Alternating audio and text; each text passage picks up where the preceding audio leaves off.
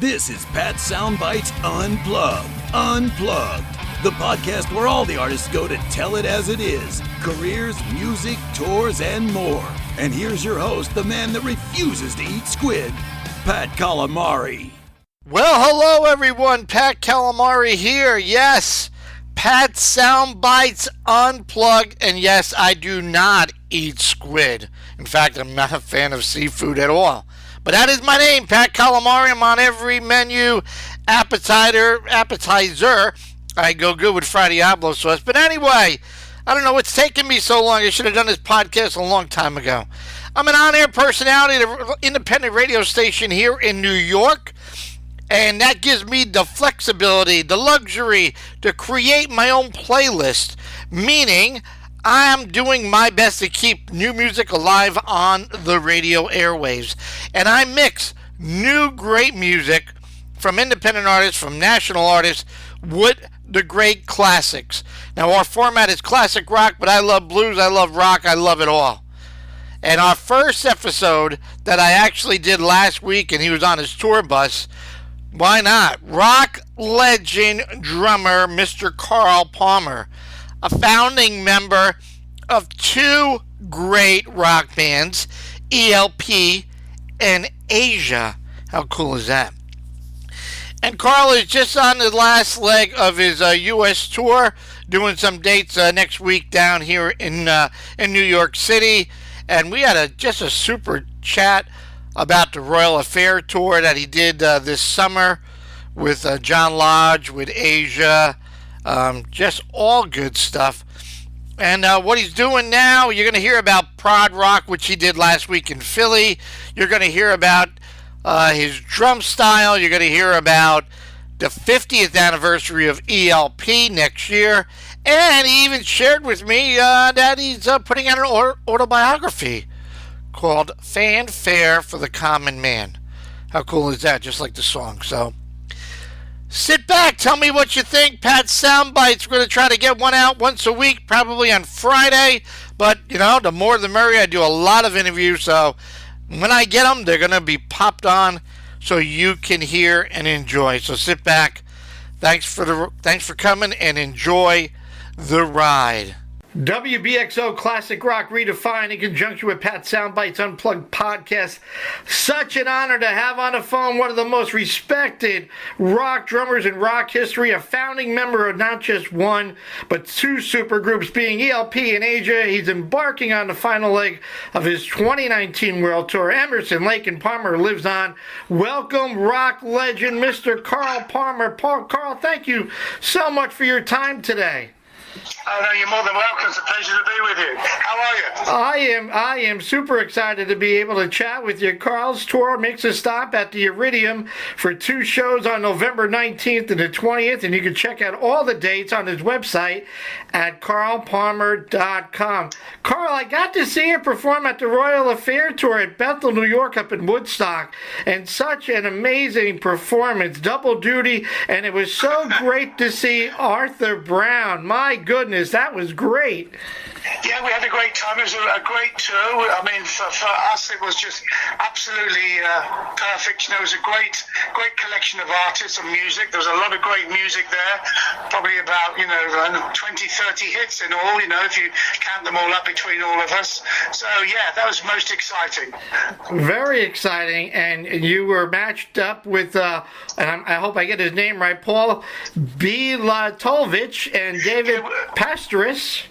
Yes, we had Paul. Paul was on guitar as normal. Unfortunately, Simon couldn't be with us for that tour, but we had David Pastoris, the nephew of Jaco Pastorius, playing bass. So that was great. Arthur was singing, as you well know. And in Asia, we had the new launch of Asia with Ron Fowle on lead guitar and vocals, and Billy Sherwood on bass. So that was a nice way to present Asia coming back. We had a great time. I mean, next year as well, by the way, you should know that it's the 50th anniversary for ELP, and we'll be putting together some interesting stuff with orchestras and using holograms and some footage of Keith and Greg playing with us. So it'll be quite an exciting year to come, hopefully. Well, I am super excited to hear that, and I got to say, Paul did such a great job. With without a keyboardist and Paul making the great keyboard sounds out of his guitar, and he was doing videos on the tour, before the shows or during sound check, and showing the listeners and fans like myself how he was able to reproduce the great sounds of the ELP music was just tremendous. And as you mentioned, Bumblefoot on Asia, I mean, Ron is known as such a great rock guitarist, and I was just floored by his incredible vocals. How did you recruit him? Well, basically, he was involved with another band that my manager was in contact with, and it came that way. I met Ron a couple of years ago when he was with Sons of Apollo, who he still plays with, on one of those prog rock cruises. And we got on very well, and it seemed an obvious choice, really, that we could try Ron on vocals. He was comfortable singing lead vocals, so that was it. And Jeff Downs wanted to give it a go because Jeff had played with Bumble already in a little group. They put together some all-star sort of band. So it's quite a natural progression overall. Wow, great choice. I want to just touch back a little bit on the ELP early days. We just celebrated Keith's birthday on Saturday. Just to learn a little bit more about Keith. Was Keith more or less the leader of ELP, giving directions, or was it equally divided between you, Keith, and Greg? Well, it was different. I mean, to tell you the truth, it really was, as the name says, Emerson, Lake and Palmer.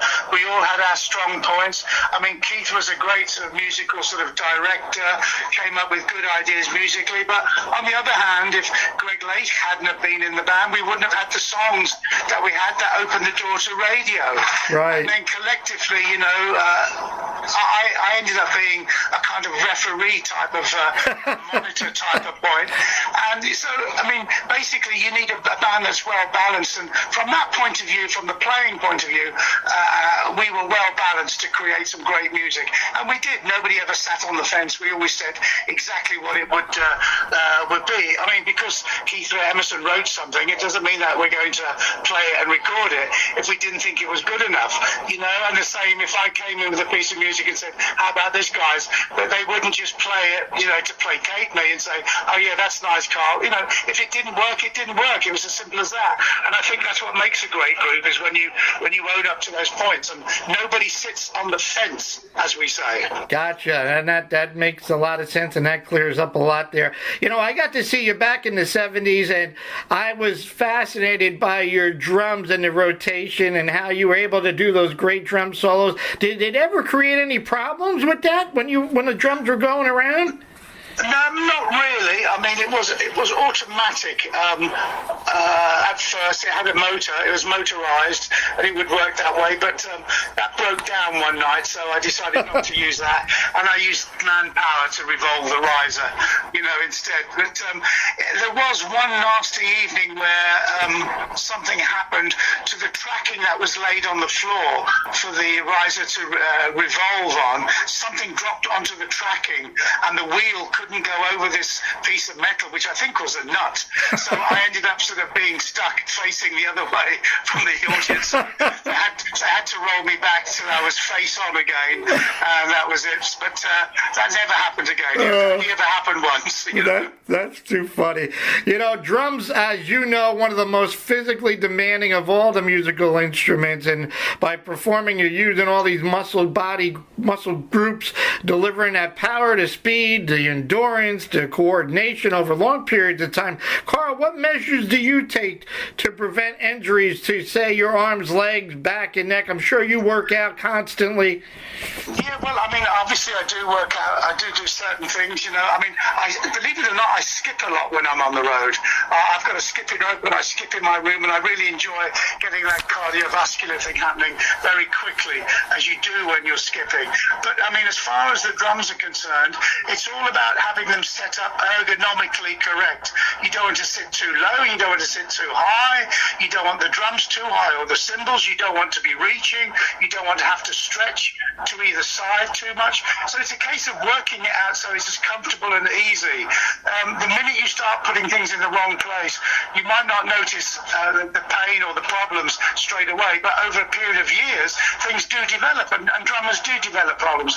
I've been fortunate up to now to be safe, and I'm okay. I did have a very good teacher who taught me how to set up the drum set so it would work for my physique, how big I am, and I could get the maximum power out of the set. So, it's one of those things you need to be shown how to do it, really. It's not a case of taking them out the box and just setting them up. There is a right way, and listen, there are many people who play with everything too low and too high and are still playing today who don't have any problems. So it's all down to the individual anyway. I mean, some of us survive and some of us don't. Well, great advice, Carl. I get that. I hear you loud and clear. I always ask the drummer, what's the most important piece of the drum kit? And they said the chair, the seat, and how far it is, as you said, that you don't have to reach out, because you'd be going to a chiropractor every night, I would imagine. But great advice. Yeah. You don't want to. I mean, any stretching is not on the game. I mean, basically, the one key thing, once you get the right height for the stool, and you know how high you'd like to sit, is the next thing that's really important is to make sure that the drum set is set up exactly the same every night, so the distances are always there. Once you've allocated the distance, it needs to be in the same position every night, and that way your playing will improve, and you won't have to think how you move around. You'll automatically do it. There'll be a lot of muscle memory which takes place, and the whole thing becomes a lot easier, and you can do it for longer, and you can play better. And that's what it's all about. Right, and the consistency is there, like you said, every night. It's so it's always important. there. You're a busy man, Carl. You got Prog Rock Camp coming up down in Philly, which is really exciting. I see drum master classes, guitar and bass classes. Can you share with the listeners all about that and how they can get down to Philly from New York? Yeah, well, so what's going on here is the 8th, 9th and 10th. It's at the 2300 Arena in Philly. It's a 3-day event. Basically, we've got people like Paul Bielatovich teaching guitar, Simon Fitzpatrick teaching the Chapman stick and bass. Ron Fowle is down there doing some guitar work, along with Derek Shoney on the keyboards. There's also a vocal coach. I'm going to be taking a master class for snare drum, and then I'll do a drum clinic another day. During that period over the 3 days, there is also a concert on the Saturday night of the ELP Legacy playing, and we'll have some guests come up and play with us. I think Ron will come up and play and sing and whatever with the band, so that's going to be interesting. There's also an ELP film from Chile, about 90 minutes, which hasn't all been seen. Some of the clips did come out on YouTube, but the actual film in its entirety, which is, as I said, an hour and a half approximately, has never been seen. We're going to show that. There's going to be some business talks which we'll have with my manager here, Bruce Palazzo, is going to have a chat about career moves and things. All in all, it'll be quite interesting. Also, a very good friend of mine, David Frangioni, will be there.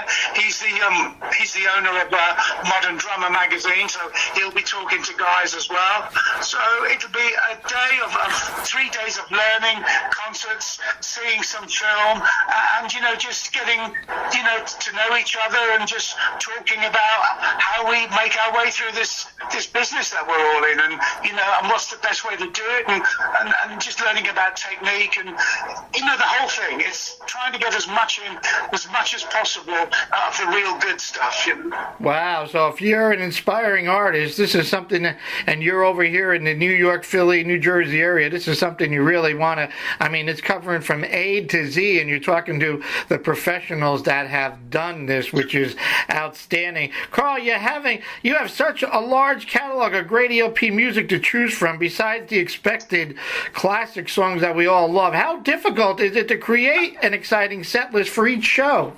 Well, obviously, there's certain things, because the band was so well known, there's certain things which I can't always take out. Right. People love to hear Welcome Back, and Paul Bielatovich is singing that now. So there's certain things like Knife Edge, and Hoedown from the Rodeo Suite.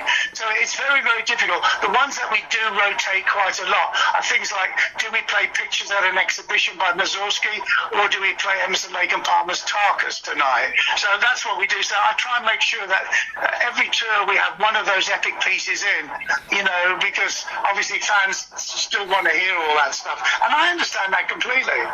Yeah, no, it was a great setup in Bethel Woods for the Royal Affairs Tour, and I imagine you're putting a great list of songs again for this tour. I want to switch gears. I know you're involved with art and art collection. Is this another way for you to create another creative outlet, something to do while you're having fun, a great way to take a break from somewhat of your busy life that still has a sense of purpose, and you're able to utilize this with your music career? Yeah, well, last night we had an art event, and I don't know if you know, we have them in people's homes and things. Oh, nice. Because I've sold about 600 canvases over the last 5-6 years, and we always donate money to charity, different charities each time. But what happened to me many years ago was, when I was playing in the Crazy World of Arthur Brown, I was always fascinated by strobe lights and the movement in strobe lights, what it did. And I thought, wouldn't it be nice if the drumsticks had light bulbs built into them so you could play and whatever. Anyway, to be honest with you, they never existed way back when. So I used to tape some light bulbs to drumsticks with a cable down to a battery on the floor, and I used to mime playing the drums, and people, this one guy took some pictures of me, and you could see all of these arcs of light and the crossover of light and various things that were going on. And this particular picture got printed in the local paper of my hometown, Birmingham. So as time goes on, I thought, well, wouldn't it be nice if we had to do this for real with colour? But obviously you can't do that. It wasn't available then. But if you roll forward 40 years, now we have LED drumsticks with lights in the end. We have digital cameras and we have computers. So it seemed the right time to start doing it again, and I did. And I hooked up with a company in Los Angeles called Scene 4, and we started talking, and they contacted me actually, and I said to them I'd already done this many years ago. So I went up into the loft and found this picture of 1973 and explained to them that I wasn't actually playing, but I was miming. But this is what happens when you move light around fast, in a faster manner. And they showed me these sticks, and I said I'd tried them, but they weren't very good, these new LED sticks made in China. And they said, no, well, these are brand new. We've just got these in the last year. It was about 4 or 5 years since I'd last tried them. Anyway, I tried these new sticks, and they were indestructible, self-generating. You pick them up and they light up immediately. There's 4 colours, and I set myself up in a dark room, 12-foot square, with my drums, and I'll play various things, whether it be Pictures at an Exhibition, Tarkus, Fanfare, Knife Edge, Lucky Man, whatever. And the guy has got 2 handheld digi cameras at different shutter speeds, and we take shots at different angles. We find an angle that works, where we can capture the movement of light, the shadows, the reflections, and then we work on it. And maybe it will take 5 hours, 6, 7 hours, and we'll get something which is quite remarkable. And that's what I've been selling. So that's been the art form.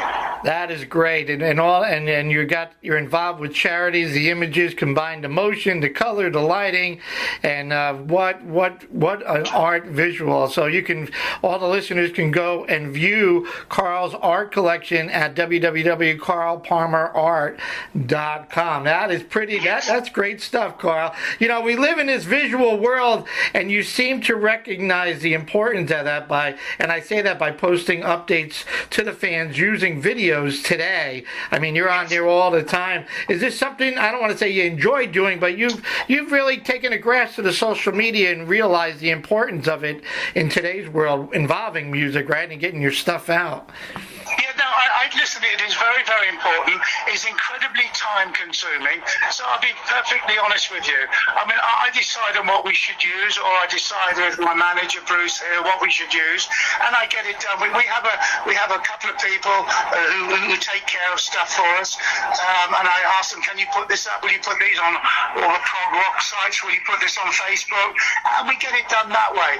It's a media that you can't ignore, but it's, as I say, because it's so time consuming, I have to have other people help me do that, because I just want to look at what's got to be done, and then I need somebody else to implement it for me. So that's what we do. It is very, very important. No, I get it, and it's a way. What a quick way to get the message out to everybody, because everybody's on social media. Carl, is there anything on your bucket list? Anything that you're still looking to accomplish? Maybe write a soundtrack, or I don't know if you've done an autobiography or anything of that nature yet. Yeah, well, one of the things that I really wanted to do was an autobiography, and I did start way back in, I think about 83, 84. And to tell you the truth, we just finished it.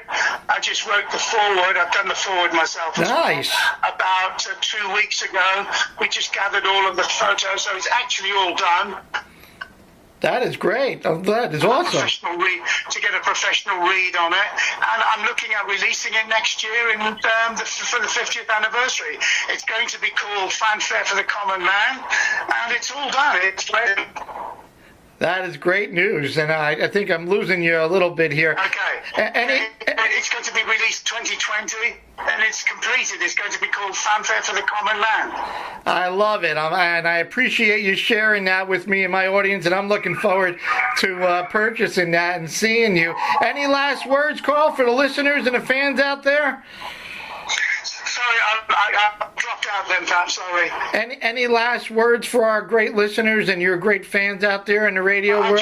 I'd just like to say to them all, listen, and then 2020 is going to be a big year. I'm going to celebrate as much as I can the music of Emerson, Lake and Palmer. And I just, would like to say to all the fans, thanks for the support over the years. Is that next year, please keep your eye open on what's going to be appearing, because I think everyone will be really impressed, and it will be a great way of rounding up this fantastic sort of career that I've had by celebrating the 50th anniversary with the latest technology and just keep moving it forward. So next year is going to be a very important time. Well, that's great, but we still got this year to cover, and we can see Carl Palmer's ELP legacy, Emerson, Lake and Palmer, lives on. The final leg, go to Carl's website, Carl Palmer website, and get all the dates. I'm going to come down to see you, Carl, at the Iridium on the 19th. I'm looking so forward to that, to catch up to you and say hello. I hope you enjoyed the chat as much as I have, sir. Thanks very much, Pat. Much appreciated. Thank you for the interview. You got it. Carl Palmer, rock legend Carl Palmer on the WBXO Classic Rock Show. Go to carlpalmer.com. Go to carlpalmerart.com for his art collection. He's on Facebook. He's on Instagram, Carl Palmer Official. He's on Twitter, ELP_Carl. We love this guy. We support this guy. Carl, safe travels, and thanks for your time again. Thank you. Take care. Okay, Carl Palmer on WBXO. We are classic rock, and we are redefined.